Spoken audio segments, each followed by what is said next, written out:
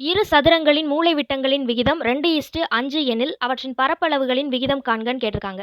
மூலைவிட்டம் 2 சதுரத்துக்கானது குடுத்தாச்சு 2:5. அவற்றோட பரப்பளவு கண்டுபிடிக்கிறதுக்கு 2 விகிதத்தையும் நம்ம ஸ்கொயர் பண்ணோம்னா ஆன்சர் கிடைச்சிரும்.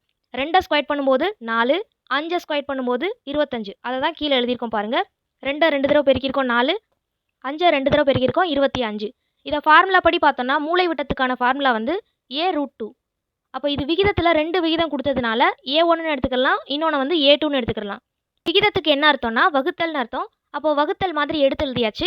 இப்போ √2வும் கேன்சல் ஆயிடுச்சு. மீதி என்னென்ன இருக்குது? a1ம் a2வும் தான் இருக்குது.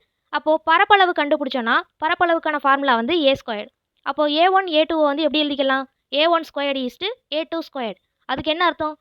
கொடுத்துருக்க மூலை விட்டங்களை வந்து ஸ்கொயர் பண்ணணும்னு அர்த்தம். அதை தான் வந்து ஷார்ட்டாக வந்து செஞ்சாச்சு. இதே மாதிரி ஷார்ட்கட் வந்து புதுசாக வந்து வீடியோவில் போட்டிருக்கோம். பார்ட் 2 வீடியோ, பார்ட் 1 வீடியோ பார்க்க மறந்துடாதீங்க. வீடியோ வேணும் அப்படின்னா டிஸ்கிரிப்ஷனில் லிங்க் கொடுக்குறேன்.